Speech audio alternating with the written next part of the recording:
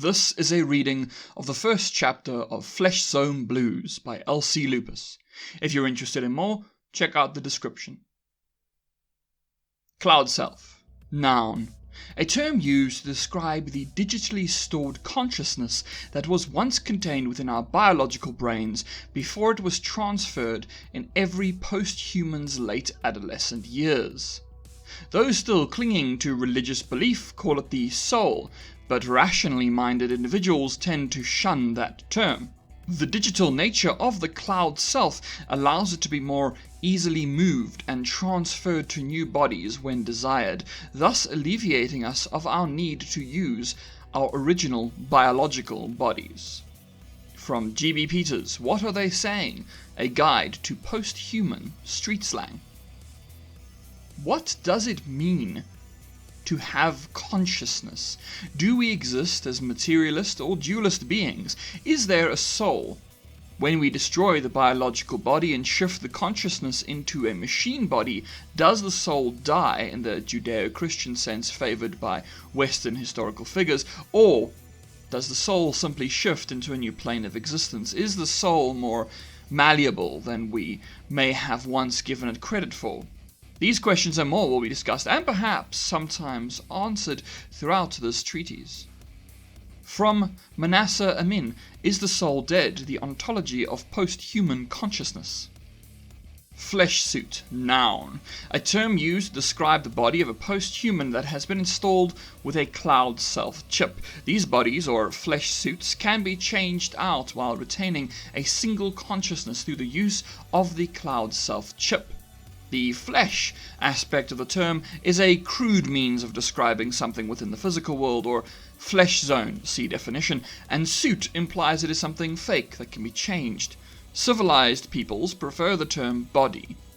G.B. Peters, What Are They Saying? A Guide to Post-Human Street Slang. Heaven is ours. We have taken it from him. He's left it to us. We cannot die, but he died long ago. From H. Mahale, New Humanness. Chapter 1. Breadcrumbs. It was an unremarkable and humid night, or at least it had been unremarkable.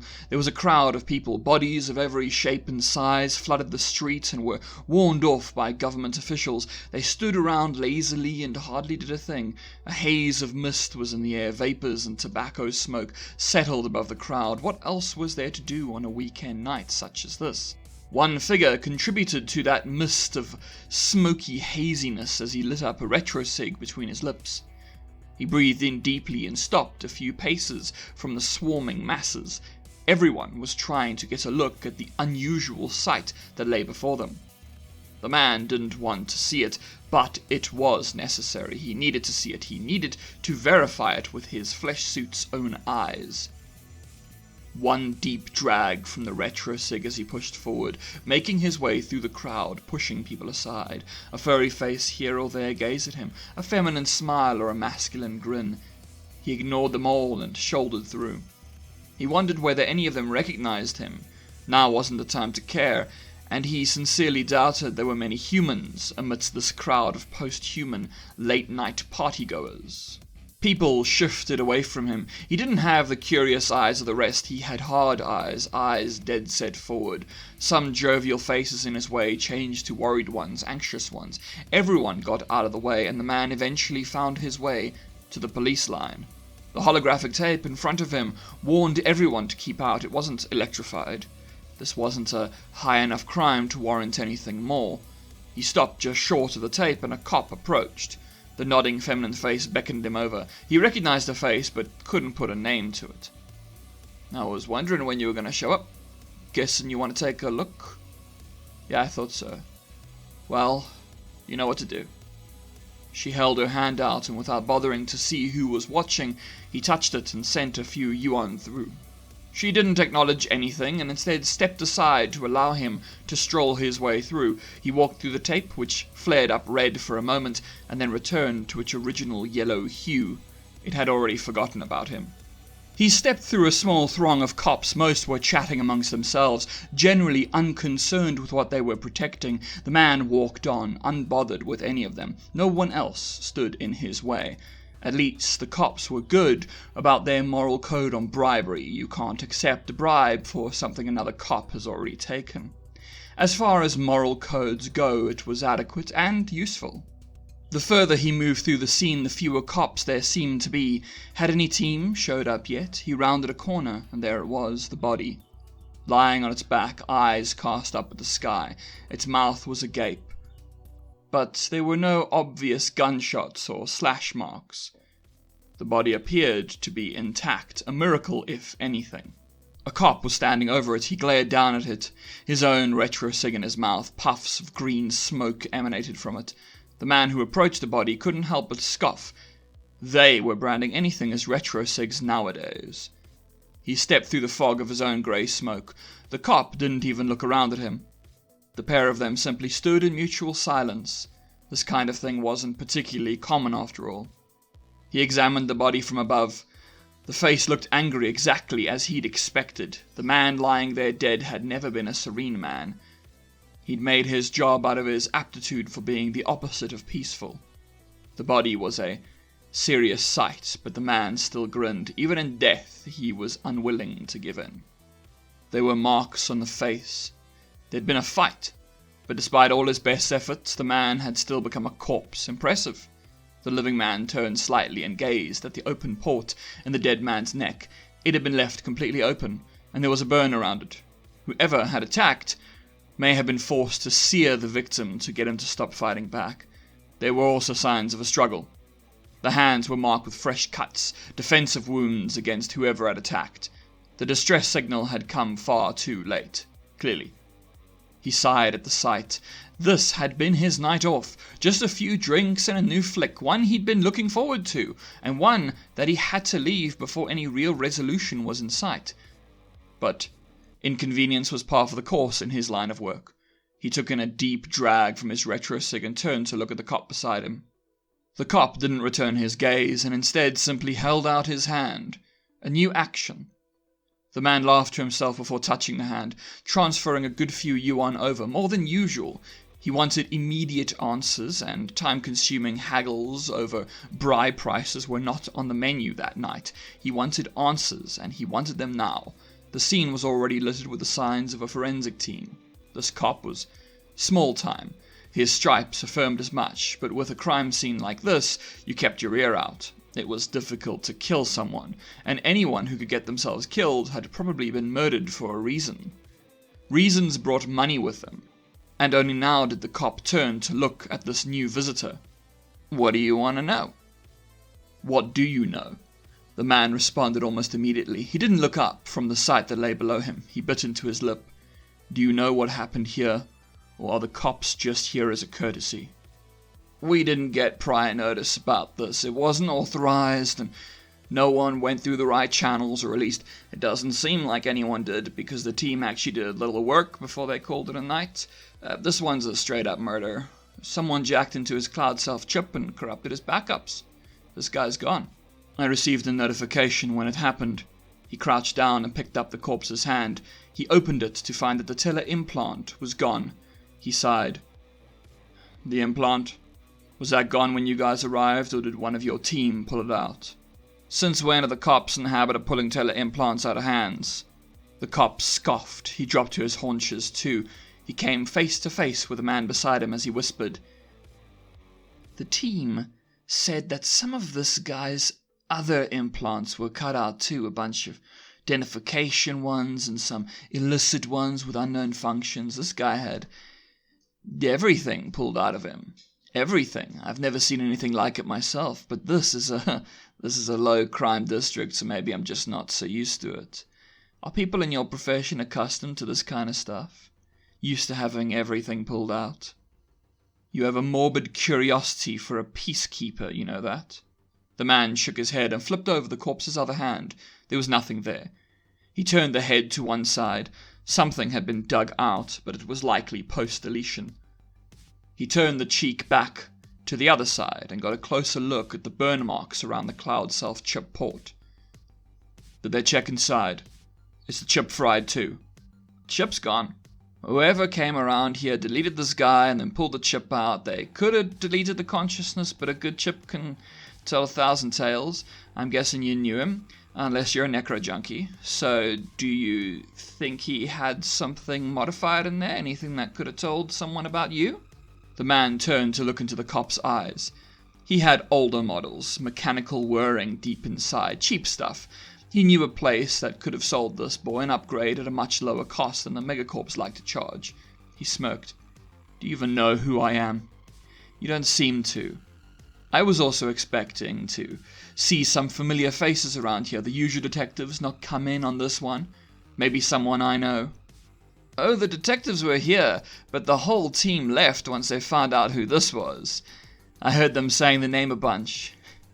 Is it true? Is this really him? The cop smiled and got a little too close. Is this dead guy really Abraham Adams? The Abraham Adams? The one who runs muscle for a small crime ring that my department has had some pretty intimate dealings with? The man turned away and resumed his search of the body. The cop got a little laugh out of that. Maybe he'd already said too much to the boy. He tried to focus on the job at hand. His eyes recalibrated and began calculating. The body showed signs of being grabbed by at least 3 perpetrators. They'd held him down, 1 on each arm and 1 over the legs. There was a small bit of dark shattered glass nearby. The analysis stated that the shards were from a generic pair of retro sunglasses. Adams put up a fight, a thought that gave him the chance to chuckle to himself. Further analysis confirmed that one of Adams' arms was dislocated from the joint, and anti-feeding depressors had activated to compensate. However, despite the chemical help, Adams couldn't fight back. He got burned before the port was opened. His scan provided very little information, but it did confirm that the body had been the focus of the attack. The attackers had gone for the Cloud Self chip after the fact. These attackers had wanted to hurt him. The port was also left open, sloppy. The attackers were uninterested in cleaning up after the job. The man gazed at the cop again. Was there anything picked up around here? Any other evidence? Maybe something a cop pocketed? I doubt that I need anything back, but just to... No. Okay, fine. He slapped his hand against the cop's palm again and transferred a few more yuan over. Now answer my question. Was anything taken? Your boy did have some small trinkets on him, retro stuff. Some of the boys took it. I don't think it was stuff that mattered. They did clean up some blood over there. It was just a standard flesh suit synthetics though, nothing special about it, or at least nothing the prelim tox screen showed up. You could probably go ask at the station, and they'll give you some info on that, if you want. I don't think it'll be necessary. Anyone hitting someone with this kind of tech is very unlikely to leave anything incriminating behind. They'll be using generic flesh suits rather than designer ones. They did take a risk on this hit though. If my friend here had a different flesh suit on, he might have killed them all. Instead, he was wearing this one. It's not one I see him in all that often. He touched the man's face. It was blank and stared off into the distance. Every semblance of sentience had left it. He doubted there'd be anything on the body itself. They wouldn't leave anything incriminating there. He flipped open the corpse's jacket and started rummaging. What you doing? Looking for something. My friend didn't like to keep everything on the cloud. He had a penchant for retro, just like me. His retro sig had burned out and he spat it from his mouth. Buying the old stuff meant less efficiency, and retro sigs could die if you didn't keep sucking on them. He liked to smoke addictives too. Where are they? Here? No, wait. What about... here. He pulled a box of addictive retro cigs from the jacket. He flipped the box open and pushed some of the retro cigs aside. There it was, a small note. You needed backup plans for when something happened to you, and nobody ever thought to check your pack of retro cigs for a few clues. He grinned as he unfolded the slip of paper, but folded it back up when the cop tried to have a peek. Just trying my luck. Yeah, well, don't. The man rose to his feet. Has anyone displayed interest in this deletion?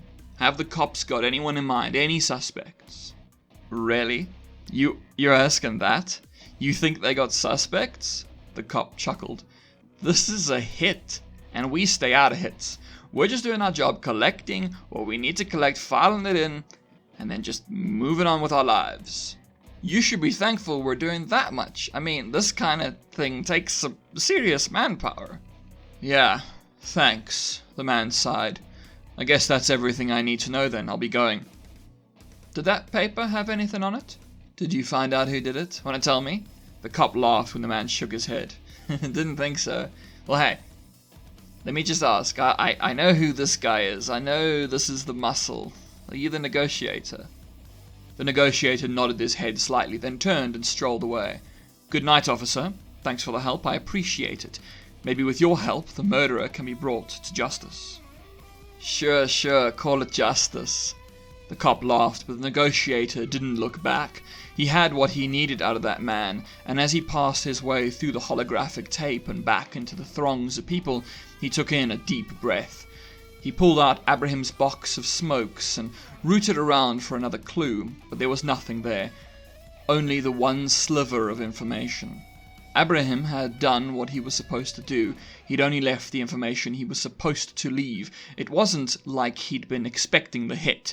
Why go through extra trouble when all seemed normal? The negotiator pulled a retro cig out and popped it in his mouth. He pushed through the last of the people and dropped against the wall. He inhaled deeply. There was nothing quite like an addictive after a stressful moment. Damn it, Abraham. He shook his head and leaned back, pressed himself harder against the wall, dragged in deep breaths of smoke. The retrosig's body rapidly turned to ash. As soon as it was done, he tossed it on the ground in front of a patrolling custodial bot. The bot scraped up the butt and carried on with whatever other litter it could find. He unfolded the piece of paper again. He recognized the name on the sliver. He'd never been to the place himself, but it was one of their usual dealing spots, just not one of the negotiators. He stared at the name for a good long while. Abraham had never mentioned anything specific about the place, but if it was in the box, it was the last place he'd been. It was the last place he had any direct business dealings. The negotiator raised his hand, and the tele-implant immediately expanded its holographic AR display. It obeyed his thoughts and started to call the one who'd sent him the distress signal in the first place. He didn't wait long. That face greeted him in a matter of seconds. It was paper white with metallic augmentations around one eye. The person attached to that face shunned realism. There was also no nose. Hey, accountant. Just got back from the body. He's gone. How gone? The face didn't have a mouth, and the voice simply emanated from somewhere. Looks like it was a deletion, high-quality job too. My analysis didn't pick up any traces, and the cops didn't have anything especially interesting to say about it. His cloud self has been completely obliterated, but on the upside, his cloud self chip is missing. They seem to have taken it. Can they get any information about us from it? That depends on whether he's still alive, Jess. They may have isolated the chip so they could interrogate him, but I can't list any immediate rivals who may be interested in pulling something like this. It seems a bit extreme.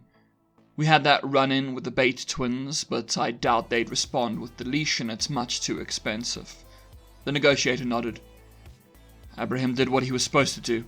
The note's in the box. It's one of his spots. Which one? The negotiator answered him. I see. Well, that one's a humanist bar. He's always fit into those places just a little better than you ever have. But it's as good a place as any. You know the drill. Don't mention me. I'm still the silent partner. Just because one of us might have gotten ourselves killed doesn't mean I'm willing to get myself killed either. And if he is dead, don't expect me to share a drink with you. Wouldn't expect that of you, accountant. The negotiator said through the smoke of a new retro cig. It was something to take the edge off. I'll look into it immediately. If you come across anything, I'll send it through. If Abraham's cloud self is completely gone, then we lose half our contacts, not to mention me losing my best friend. Something I think I'd rather not have to do. Melodrama won't make the situation any easier, Jess. Follow the lead and see if it takes you anywhere. If you can find Abraham's trail at all, we should be able to locate him. Unfortunately, his tracker's been deactivated. It was deactivated where the body's been left, so these guys knew to do it there. They don't want to be found. Be careful. Be careful? With a bunch of guys who have a deletionist on their team? Yeah, accountant, I'll be careful, don't worry. The negotiator chuckled as he pushed himself off the wall and flicked yet another retro cig, this one only half smoked, towards the fidgeting custodial bot. My best friend might be dead, accountant, but I'm a professional. I've dealt with some pretty heavy people over the years, and I think I can handle this too. Don't get cocky. Deletionists are expensive. This isn't the 22nd century anymore. You can't just shoot someone and kill them. It's a little more complicated than that.